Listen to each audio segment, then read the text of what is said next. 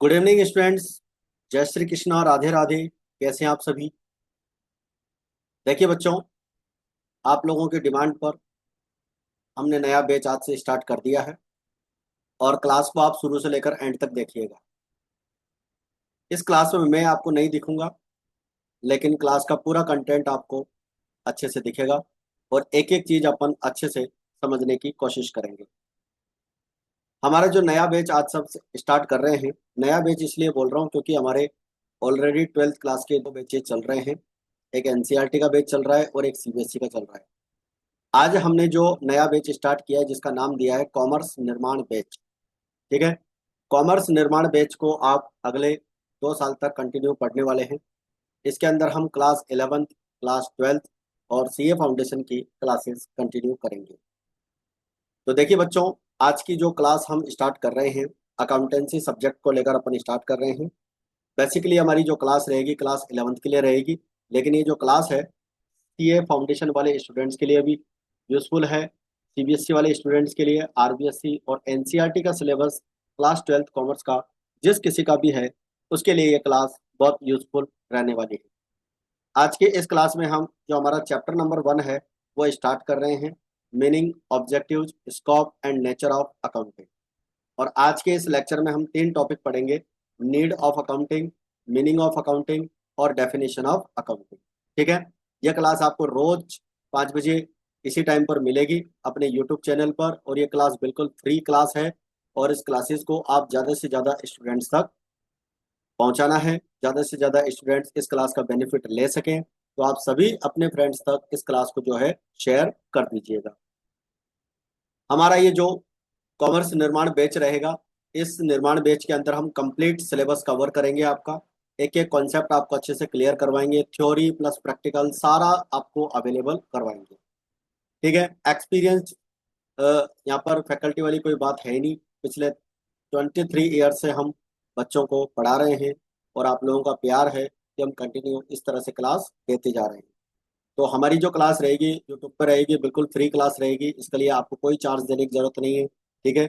इस क्लास की पीडीएफ वगैरह कैसे मिलेगी वो भी मैं आपको आगे की क्लासेस में बता दूंगा।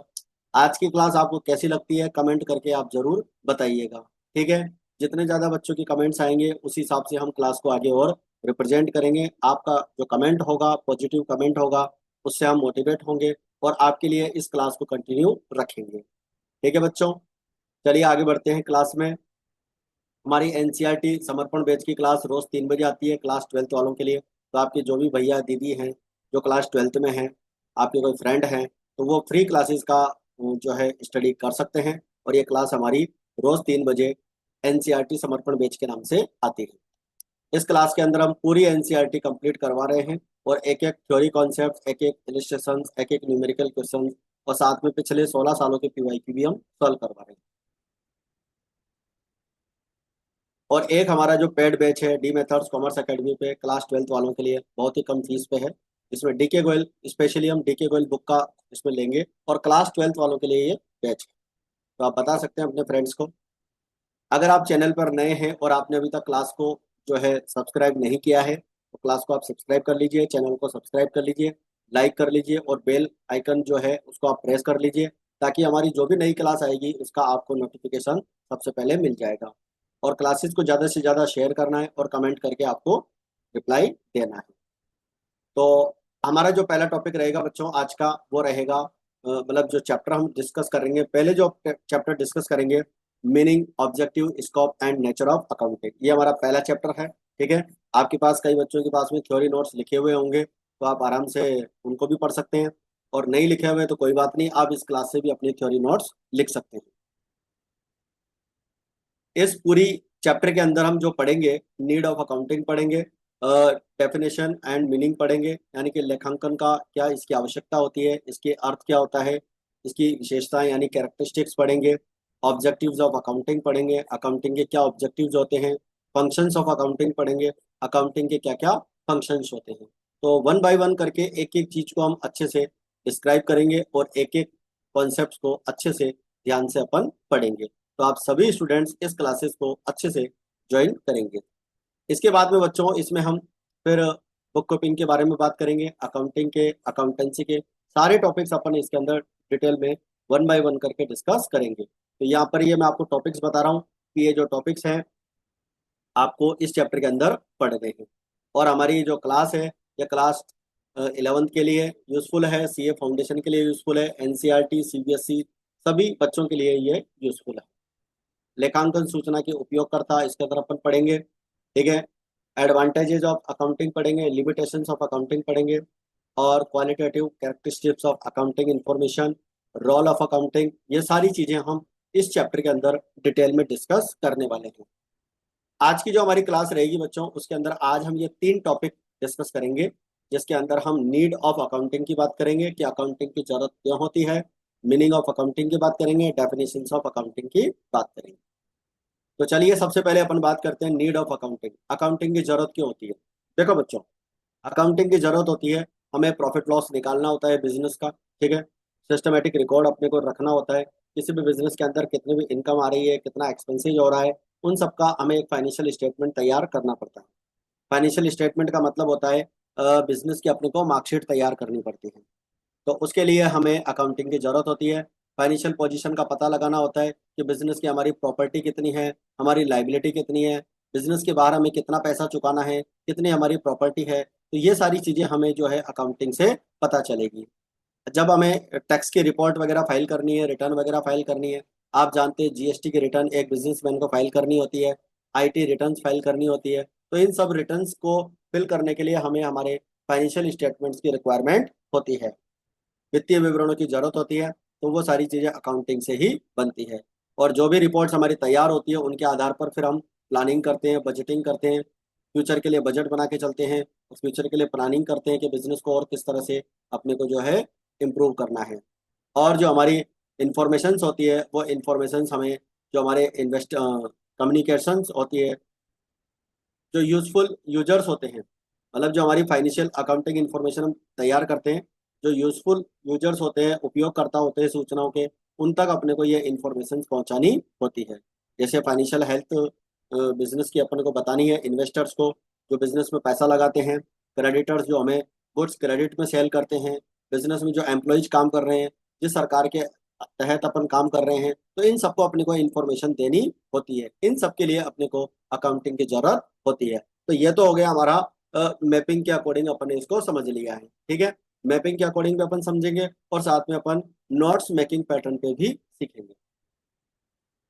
देखिए, अकाउंटिंग की जरूरत ये होती है कि at the end of every year all the businessman want to know, हर बिजनेसमैन वर्ष के अंत में जानना चाहता है कि how much they have gained और लॉस्ट ड्यूरिंग द ईयर, यानी कि वर्ष के दौरान उन्होंने कितना प्रॉफिट कमाया है या कितना लॉस उनको हुआ है।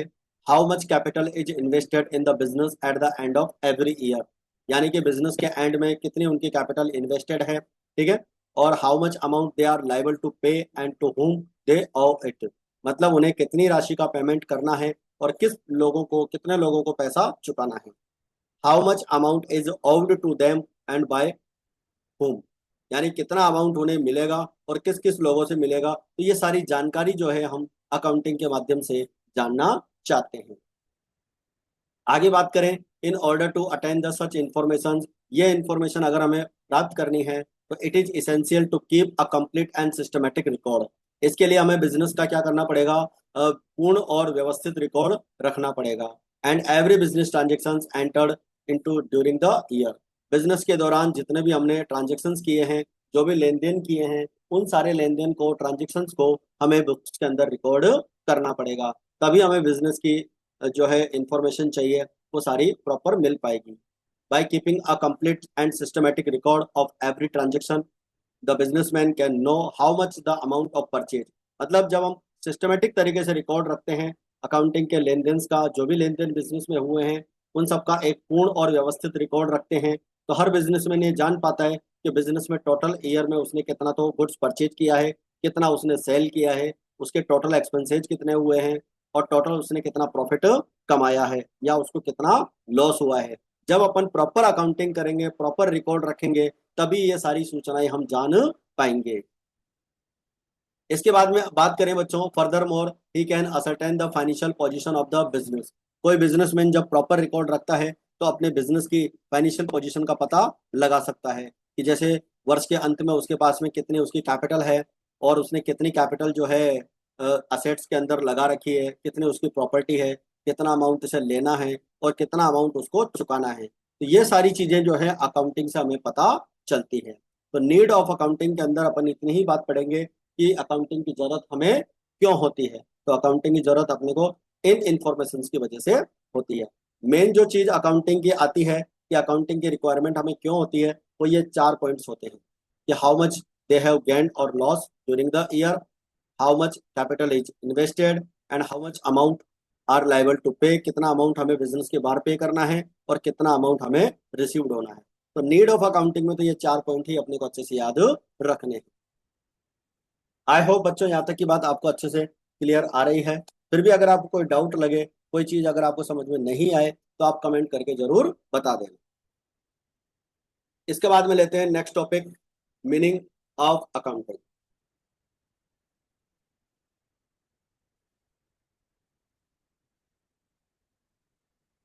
देखिए बच्चों, मीनिंग ऑफ अकाउंटिंग में अपन बात करें कि सबसे पहले इसके अंदर ट्रांजेक्शन्स को हम आइडेंटिफाई करते हैं, यानी उनका पहचान करते हैं, और उसके बाद में उसका रिकॉर्डिंग करते हैं।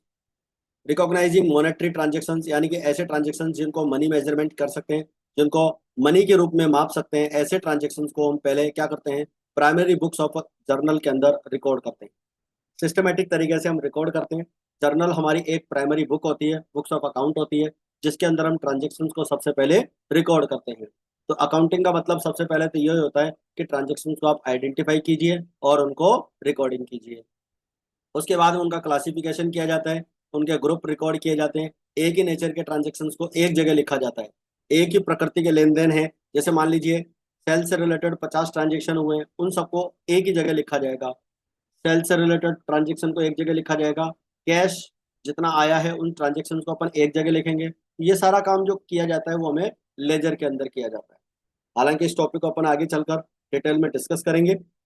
इसके बाद समराइजिंग किया जाता है, यानी उन सबकी समरी बनाई जाती है, और एक अकाउंट का एक स्टेटमेंट बनाया जाता है जिसका नाम होता है ट्रायल बैलेंस। और ट्रायल बैलेंस बनाने के बाद में हम प्रॉफिट एंड लॉस अकाउंट बनाते हैं, और उसके बाद में बैलेंस शीट बनाते हैं। इसके बाद में analysing and interpreting the data, यानी कि जो हमारे पास में डेटा होते हैं, ट्रांजेक्शन्स होते हैं, उनका अपन एनालिसिस करते हैं, विश्लेषण करते हैं, और विश्लेषण करके उनकी व्याख्या करते हैं। और कम्युनिकेटिंग द फाइनेंशियल इंफॉर्मेशन, जो भी डेटा हम तैयार करते हैं, तो हमारे जो यूजर्स होते हैं अकाउंटिंग इंफॉर्मेशन के, उन यूजर्स तक इंफॉर्मेशन पहुंचाई जाती है। एक्सटर्नल यूजर और इंटरनल यूजर होते हैं, उन तक ये इंफॉर्मेशन पहुंचाई जाती है। अब आते हैं बात अपने थ्योरी कॉन्सेप्ट पे। Accounting is often called the language of business. Accounting को हम नॉर्मली बिजनेस की क्या बोलते हैं, लैंग्वेज बोलते हैं। भाई लैंग्वेज में अपन कोई भी पर्सन अपने जो थॉट्स होते हैं, वो अपने विचार होते हैं, दूसरों के सामने व्यक्त करता है। उसी तरह से बिजनेस भी अपने बिजनेस के बारे में जो भी ट्रांजेक्शन्स हुए हैं, उन सबको अकाउंटिंग के माध्यम से ही दूसरे लोगों के सामने रिप्रेजेंट करता है। The basic function of any language is to communicate. Language का कोई भी फंक्शन होता है, क्या होता है कि उसको कम्युनिकेट करना होता है।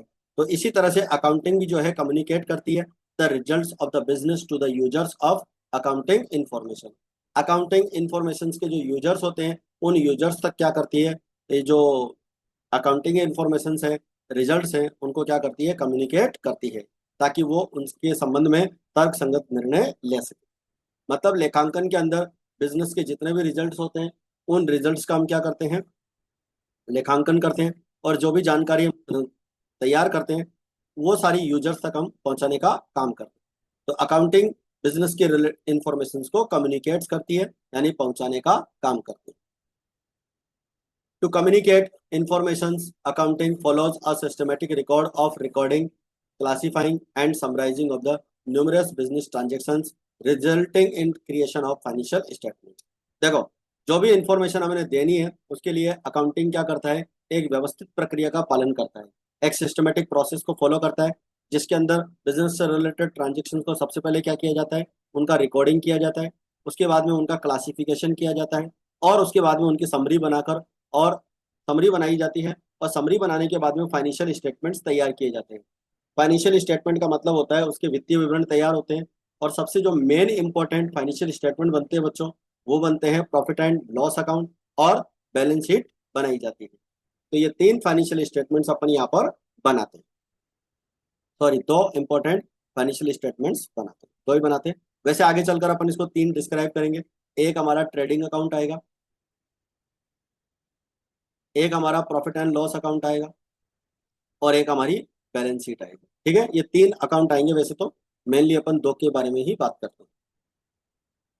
Profit and loss depicts the net results of the business operations, that is net profit or loss during the accounting period, and balance sheet depicts the nature and the amount of assets, liabilities and capital of the business। मतलब जो profit and loss account होता है उससे तो business का हमें net profit and net loss का पता चलता है कि ड्यूरिंग द ईयर हमने अकाउंटिंग पीरियड में कितना टोटल नेट प्रॉफिट अर्न किया है या कितना अपने को लॉस हुआ है। जबकि बैलेंस शीट जब बनाते हैं तो बैलेंस शीट से हमें किसी भी बिजनेस की असेट्स के बारे में पता चलता है, उसकी लाइबिलिटीज के बारे में पता चलता है और उसकी कैपिटल के बारे में पता चलता है, और जिससे बिजनेस की हमें फाइनेंशियल पोजीशन का पता चलता है। तो यह है बच्चों हमारा टॉपिक, मीनिंग ऑफ अकाउंटिंग। इसके बाद में बात करते हैं डेफिनेशन ऑफ अकाउंटिंग। यहाँ पर दो डेफिनेशन अपन पढ़ेंगे और दो डेफिनेशन यहाँ पर दी हुई है। एक दी है पर्सन AICPA ने। AICPA एक इंस्टीट्यूट है, American Institute of Certified Public Accountants. Accounting is the art of classifying, summarising significant manner and in terms of money transactions and events which are in part of at least of financial character and interpreting the results thereof। देखिए बच्चों, हमारी जो class होती है ये English medium और Hindi medium दोनों बच्चों के लिए यूजफुल होती है, इसलिए हमारा जो कंटेंट होता है वो दोनों मीडियम के बच्चों के लिए होता है। तो आप कंटेंट को दोनों ही मीडियम में अच्छे से समझने का कोशिश करेंगे। बाकी कोई इतनी ज़्यादा हार्ड इंग्लिश नहीं है, हिंदी मीडियम वाले बच्चे भी इसको अच्छे से समझ सकते हैं। बाकी जो थ्योरी नोट्स अपन यहाँ पर प्रोवाइड करवा रहे हैं वो दोनों लैंग्वेज में आपको प्रोवाइड करवा रहे हैं। तो जो हिंदी मीडियम के स्टूडेंट्स हैं वो हिंदी वाला मैटर यहाँ पर नोट डाउन कर सकते हैं, और जो इंग्लिश मीडियम वाले हैं वो इंग्लिश वाला मैटर नोट डाउन कर सकते हैं। बाकी जो चार्ट्स हैं वो आपको इस तरह से इंग्लिश में मिल जाएंगे। तो AICPA की डेफिनेशन यहाँ पर दे रखी है। हालांकि जो मैं चार्ट्स के अंदर समझाता हूँ इसको मैं नोट्स मेकिंग पैटर्न पे भी आपको अलग से थ्योरी में समझा देता हूँ। कंपेरेटिव की टेक बेस होते हैं इसके। AICPA जो होता है एक इंस्टीट्यूट है, American Institute of chartered accountants, certified Public accountants. जैसे हमारे यहाँ पर ICI संस्था होती है, ICI चार्टर्ड अकाउंटेंट की जो संस्था होती है, उसी तरह से अमेरिका में ये इंस्टीट्यूट होती है। तो इसने ये बताया है कि अकाउंटिंग एक तरह की आर्ट होती है, recording, classifying, summarising of accounting information. Professor RN Anthony ने भी कहा है कि accounting is the means of measuring and communicating the economic information. यानी कि अकाउंटिंग जो होती है वो एक साधन के रूप में होती है measuring and communication of the economic information, यानी कि आर्थिक जो सूचनाएं होती है उनके रिकॉर्ड करने से रिलेटेड होती है। और जो भी सूचनाएं तैयार की जाती है वो जो इकोनॉमिक यूजर्स होते हैं, मैनेजमेंट हो गए, इन्वेस्टर्स हो गए, अदर जो भी होते हैं उनके द्वारा भेजी जाती है। रोल ऑफ अकाउंटिंग जो होते हैं, स्टैंडर्ड जो बॉडीज होती है FASAB और IASAB, इनके बारे में डिटेल में आगे डिस्कस करेंगे। तो इन सब के द्वारा ये इंफॉर्मेशन तैयार की जाती है।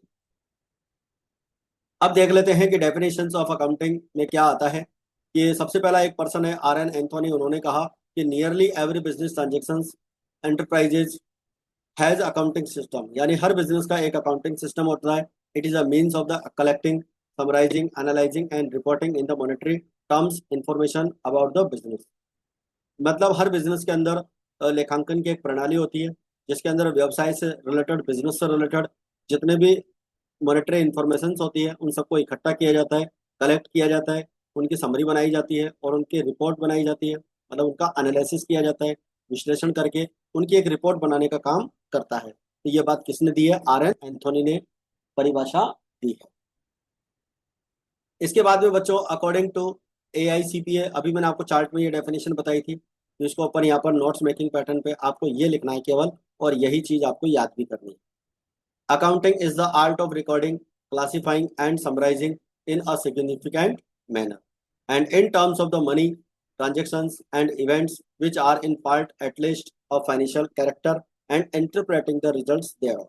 मतलब लेखांकन जो होता है वो लेन देन और घटनाओं को जो कम से कम वित्तीय प्रकृति के होते हैं, कुछ हद तक एक सार्थक तरीके से, मतलब सिस्टमेटिक तरीके से, सिग्निफिकेंट मैनर से उनको मनी के रूप में रिकॉर्ड करने के लिए, उनको वर्गीकृत करने के लिए, उनको सारांश निकालने की यानी समराइजिंग करने की एक आर्ट होती है, यानी कला होती है।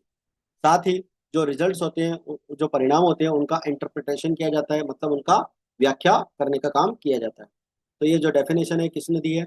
AICPE के द्वारा ये डेफिनेशन दी गई। ठीक है बच्चों, तो ये थी अपनी आज की क्लास।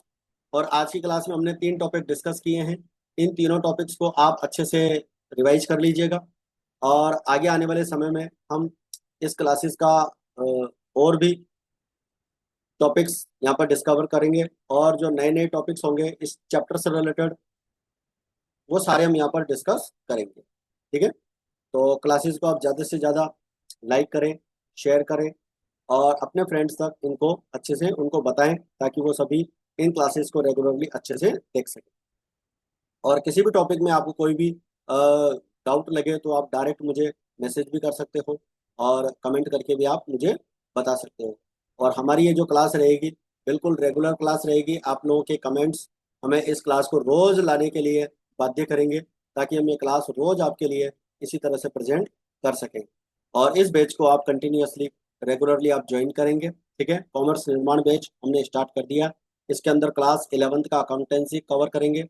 जब आपका 11th कंप्लीट हो जाएगा तो इसी बैच के अंदर हम 12th क्लास कवर करेंगे, और 12th के बाद में फिर हम इसका मतलब आगे हम CA फाउंडेशन की क्लासेस भी अलग टाइमिंग उस रहेगी उसकी, वो मैं आपको बता दूंगा।